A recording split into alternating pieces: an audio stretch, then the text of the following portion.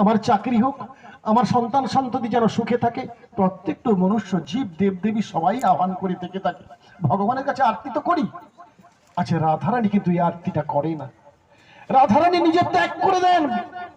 বিনি সুতায় যখন মালা গাঁথতেন, চোখের অশ্রু বিগলিত করে সুতো লাগতো না, তিনি ভগবানের গলায় বড় মাল্যটা প্রত্যেক দিন পরাতেন।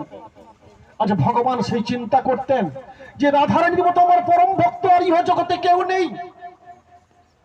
রূপ রসগন্ধ স্পর্শ আমার চক্ষু কর্ণ নাসিকা জিহাতক ভগবানের পাঁচটি ইন্দ্রিয়কে তিনি আনন্দ প্রদান করতেন, আর কেউ আনন্দ প্রদান করতে পারতেন না।